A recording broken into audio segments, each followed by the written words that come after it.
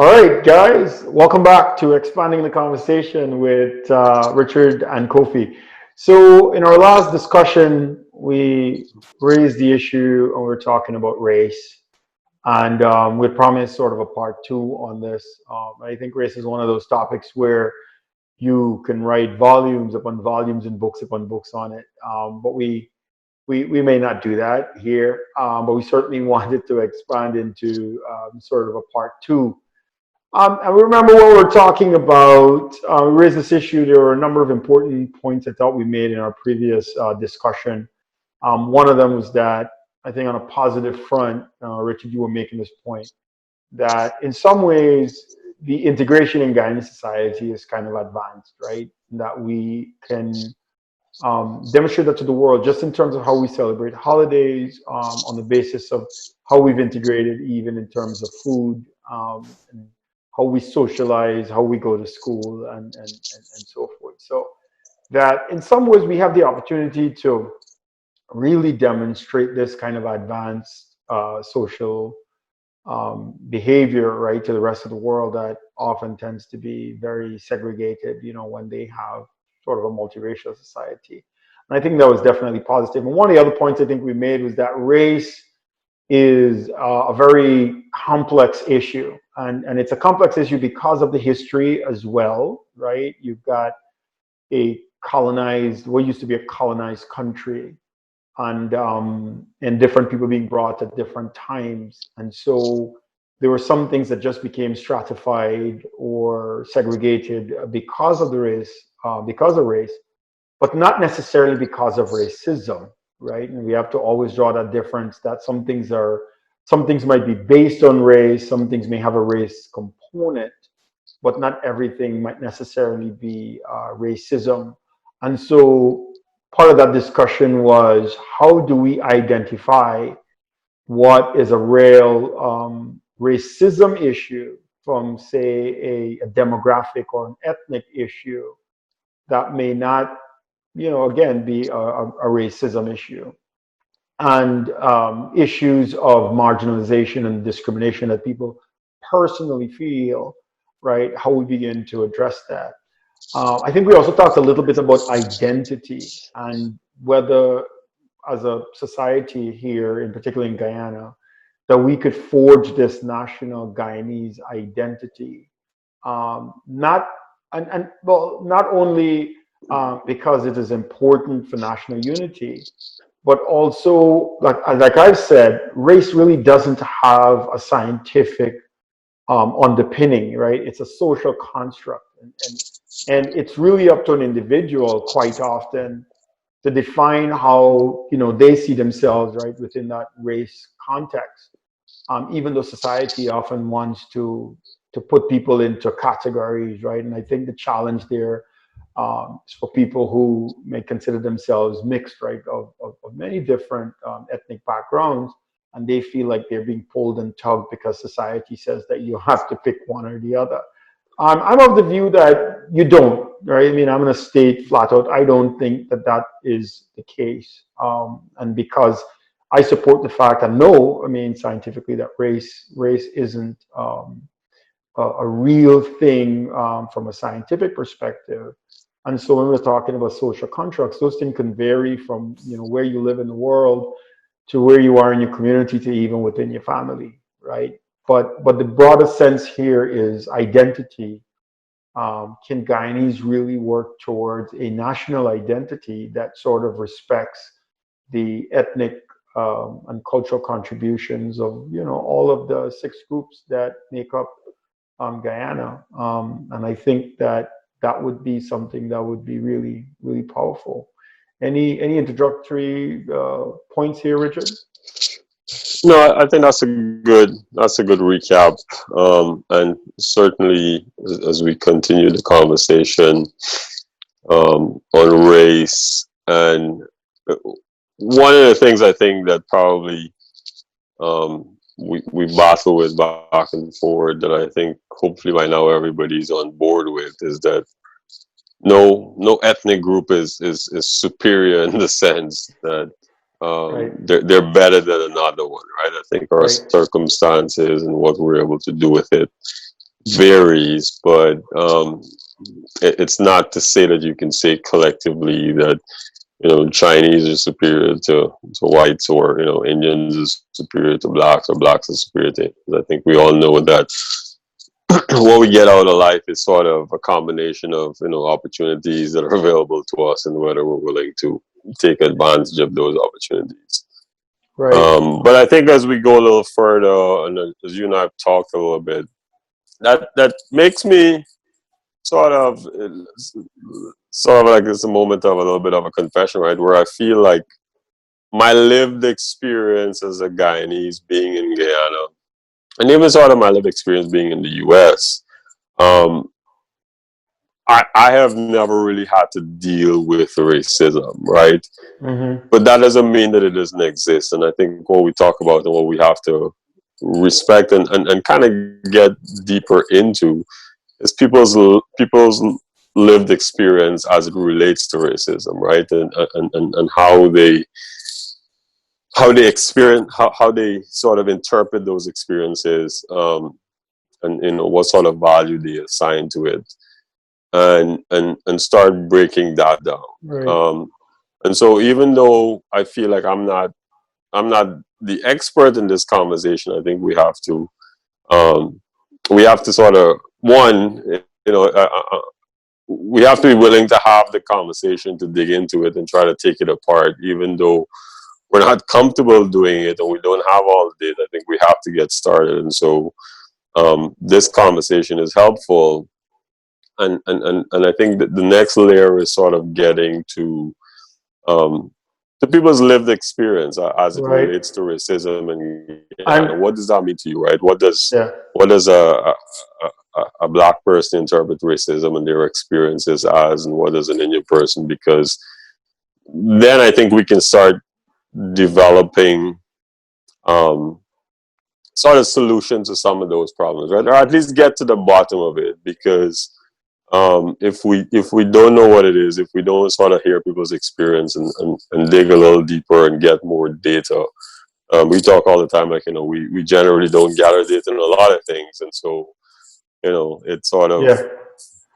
I whoever's selling the news has the more yeah. No, convincing that's story true. rather than the actual information. That's true. I think you made a couple of good points. I think some people might disagree with you where you might say, hey, you never experienced racism. And there's quite a few people who might say someone may not have come to your face and told you, something racist. But I think there's just general belief that the experience is not only a personal experience, but sort of a historic experience as well, right? So, for example, what our ancestors may have gone through, and the impact of that, say, on where we are today as a people. Someone may say to you, no, that's racism. You certainly experienced it, because maybe if you didn't, right, you may have been further along, maybe wealthier, own a lot of cows on a hilltop somewhere. Right? But on a serious note, I think how people view that experience is important, right? As I said, people can look at it if from a historic and say, look, my condition right now, where I am and where my family is, right? If I don't have wealth, if I am not successful, right? This is because of racist policies, right? Because of racial discrimination that has certainly driven me to be where I am as a person. Or if you don't have access to certain opportunities, folks will conclude, Rich, you're not seeing it, my friend. You may not, Yeah. you may not call it racism, but yes, you live in a Yeah. racist system and you are experiencing racism, but you may turn a blind eye to it and say, well, nobody's walked up to my face and called me a racist. That might be because you are super positive and which I think is great, right? Super positive and probably don't care what people say about you, right? Um, but you're right, though. On the other hand, there are people who have actually experienced racism. I had a young lady who said to me, even her daughter, right, in a kindergarten setting, right, has had to deal with this. I've had to deal with it in covert ways. I did have one guy one time I was driving. in Florida once here in the U.S. And the guy told me to go back to the country I came from. I mean, this guy he didn't hear a Guyanese accent. He didn't know whether I was born in the U.S. The man just assumed that maybe because my skin is brown, I clearly am not American, right? Which I'm not. But I'm just saying that he assumed that I don't belong here, right? And so he's Yeah. like, "What the country you come from?" But you've had those experiences, and like you, I don't allow those experiences, to affect who I am personally and my confidence level. And again, that isn't to say that other people, right, shouldn't take that to heart and shouldn't allow it to affect them, right? Because I think sometimes these things just happen when people feel rejected. Everybody responds differently to these things. But your point is well taken. We really have to listen to people's perspective. And one of the things that I appreciate about the conversation that we're having is that it's very easy sometimes, right? If you are of one ethnicity, let's assume here that you are Afro-Guyanese, right? And you're seen as Afro-Guyanese, and you're talking to someone who is perceived, let's assume it's an Asian Guyanese or an Indo-Guyanese, and they're having a conversation.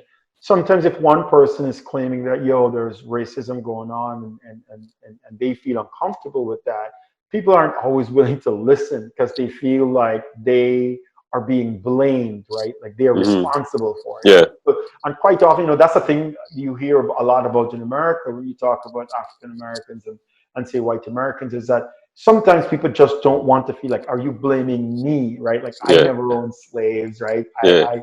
I don't haven't benefited from that stuff, and so sometimes it's a bit too confrontational for people. But I think one of the things that we are demonstrating is you have to let people tell their stories without feeling guilt, and if it's guilt you feel, and if there is some feeling that comes out of it, we just have to deal with it, right? But I think we have to face the issue and listen and deal with the issue, right? We cannot be sort of indifferent or just turn a blind eye to it. So I think you're right. I think we got to open up our listening ear and just listen and understand that viewpoint.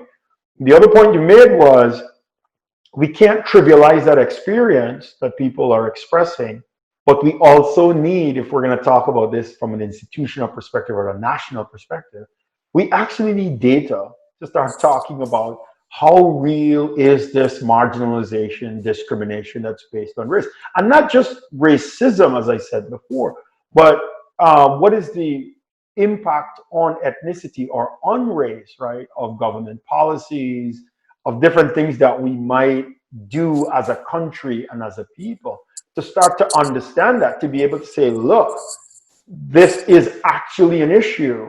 So when someone says that I feel like I don't have economic power, right, that might be an individual perspective, but can we collect information to build, a bigger picture across the country of what that actually looks like? And I think it goes to this issue of defining the problem and then being able to measure, right, measure the problem so that we can start talking about solutions.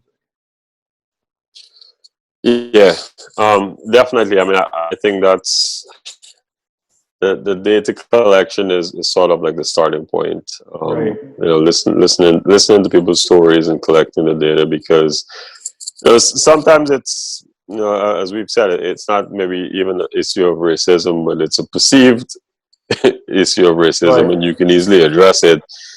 But if you never gather the information on it, then I feel like you can never quite get there. Right.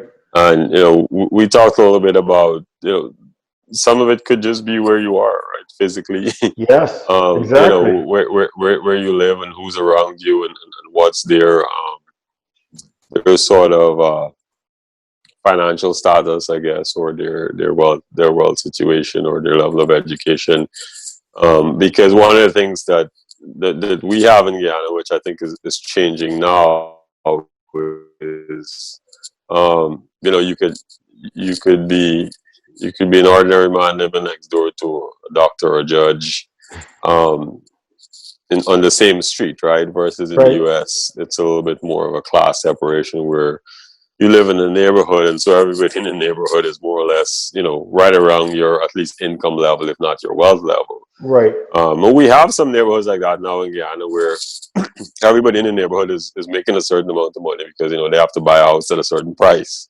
Right. And Exactly. there's no real conflict in those neighborhoods, right? Because now it's they're of a certain class, and so it's not the same level of racial struggles, I think. It's about like the idea of getting through this sort of racial struggle that we have is that it's the key ingredient, right, to sort of take us where we need to go next, right? To maybe create this utopian society of where we all live and flourish collectively as one collective human organism. And I think to get there, the data is key, but it almost has to be across the entire country, right? Every financial institution, or maybe every public interest entity, right? So every financial institution, every major company, every government institution, to really get to the bottom of what this means, I right? agree. What's the average? What's the education level of people of different races? What's their income level? What's their wealth level? Yeah. And where do they live, and that kind of stuff, to really get to the crux of it. Because I do think, and this is from my own observation, that as we've sort of seen a rise in the middle class, as well as, I mean, we have lots of multiracial couples, as well as, I mean, I guess in a sense we're all multiracial. um, but a mix of people now, right? Even I think probably Amerindians being being more out of the hinterlands has increased, right? So the dynamics of our society is ever changing from a class transition to geographical movement of people.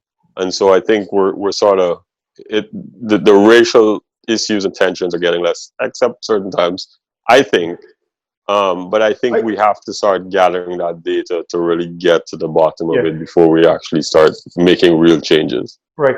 I think, I'll make a couple points here. And I mean, I think you made some great points. One, when you talk about shared experience, it's going to be very difficult for us to have sort of a united country if or say, shared values, if we don't appreciate we don't share experiences, I should say. Hard to have shared values if we don't have shared experiences, because it's one thing where somebody feels like I'm struggling, and that struggle is because of my ethnicity, as opposed to someone in a different class who feels like, no, it's not your ethnicity, it's something else, right? But you haven't lived that experience, right? So I think we have to understand and share that. And then you're right, we have to have the data, because in the absence of data, it becomes, as one person says, it becomes rational for us to assume the worst case scenario. And quite often we could be driving to this worst case scenario, right? Rather than looking at what the real problem is. We do have one of the things that, I did some reading on this, and we do have some data that talks about inequality as it relates to like income, right, and the wealth gap.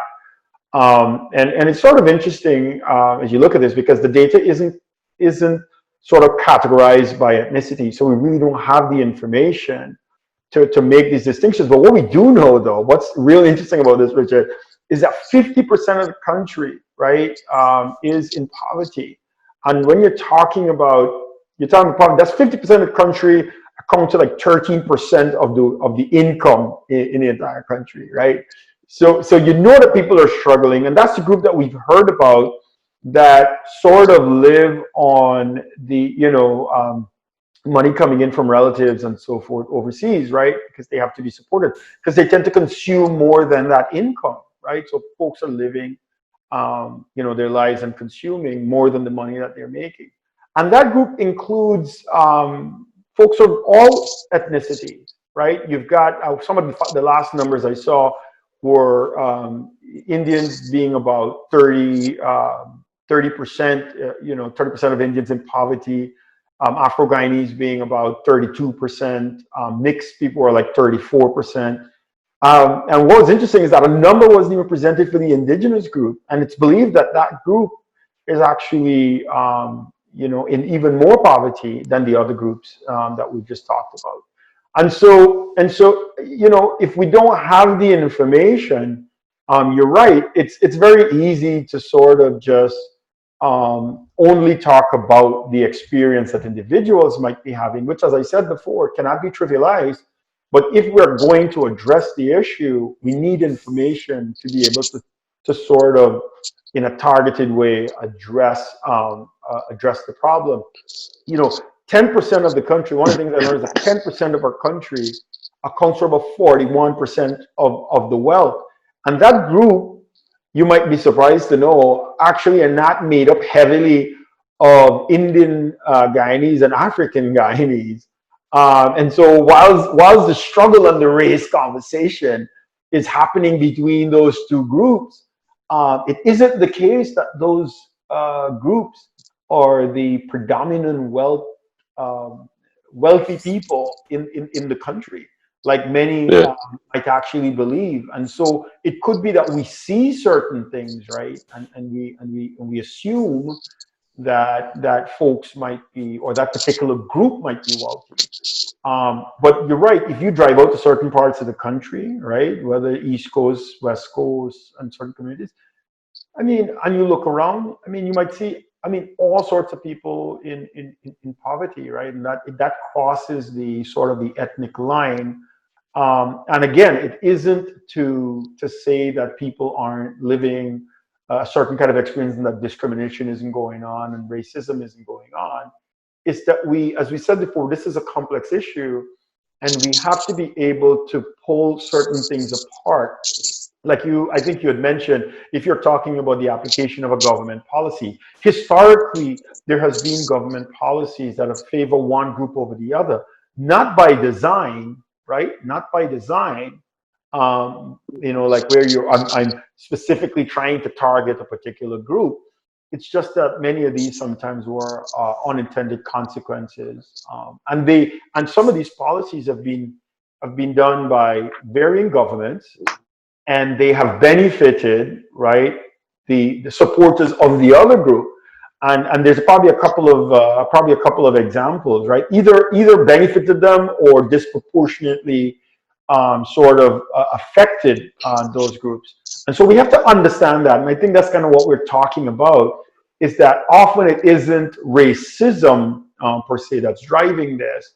You've got the issues of unintended consequences for certain policies, whether sometimes help one group, right, or doesn't help another group, by a government put in there by their supporters and not their supporters, right?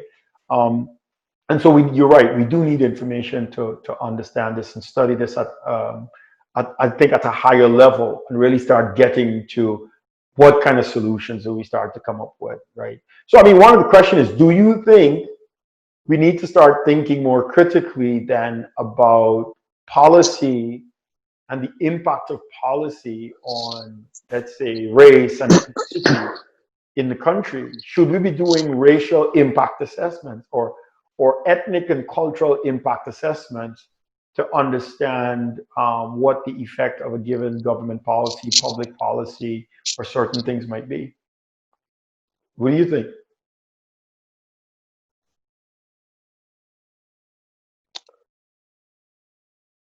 Rich? Yes. I wholeheartedly agree that we need to. I think sometimes it's like, when you have a problem and you take the position that if I avoid talking about this problem or bringing it up, then maybe it'll just go away, right? Yeah. Or you assume that if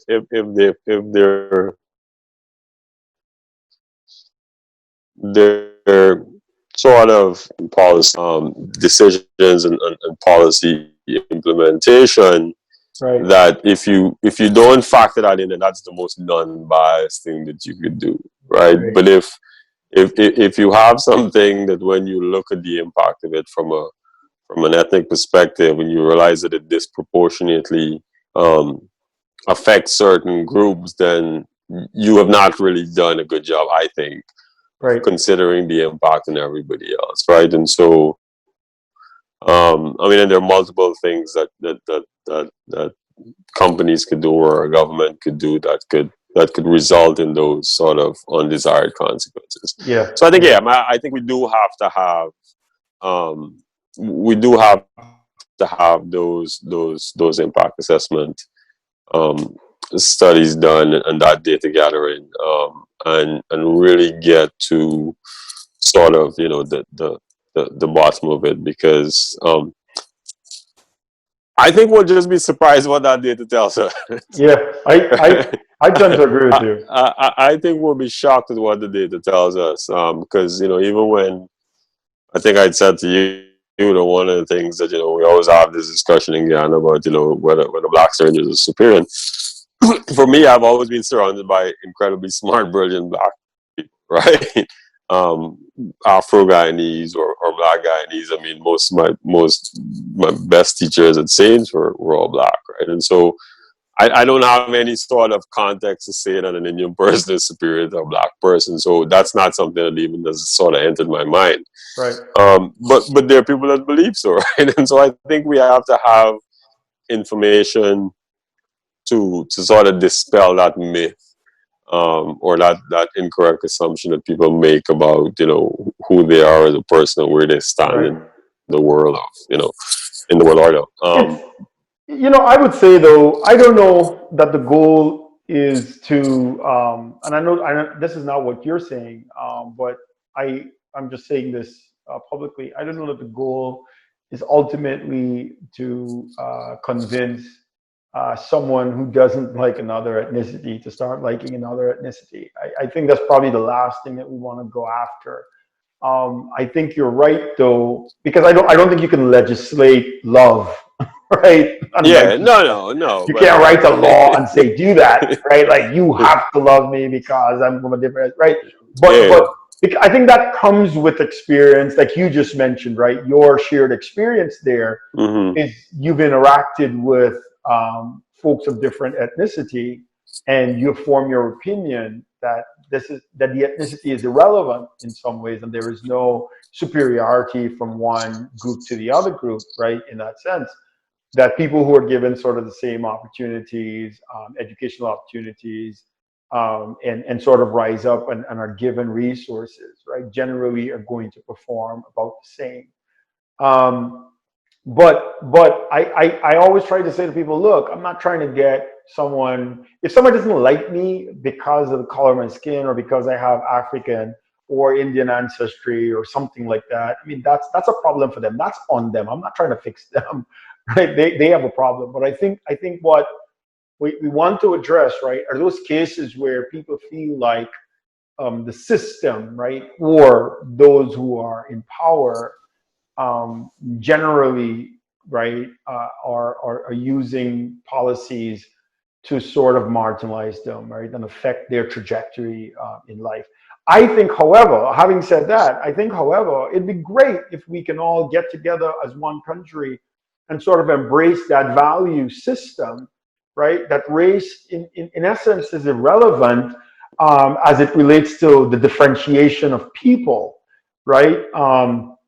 And that we are essentially just part of the human race and should be embracing each other, right, outside of, regardless of where we come from, who we are, who our parents were, and things like that. I think that message of just love and embrace and brotherhood and sisterhood should be something that we should all be driving towards, harder and harder, as opposed to sort of some of the tribal warfare that we've seen, where, okay, one group feels aggrieved and feel like the solution is to push the other group out, right? And I don't think that that's a solution either. I really think we should be sitting down, as Martin Luther King said, at the table of brotherhood, and be hashing and having these conversations, kind of like how you and I are having these conversations right now. And I think that can address some of the things about, whether my neighbor likes me or doesn't like me. But overall, you have to socialize, right? You're going to have to socialize and change that kind of cultural perception over time. But I think in terms of policy, we talk about policy and public policy and government.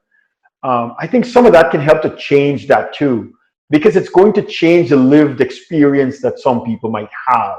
Because some people might start to feel secure. Some people are going to start to feel like, I have hope, and not because of the color of my skin, I'm being marginalized. And what that means is that there could be more positive stories about race and ethnic integration and collaboration, rather than some of the more negative stories where people feel like they're being pushed aside.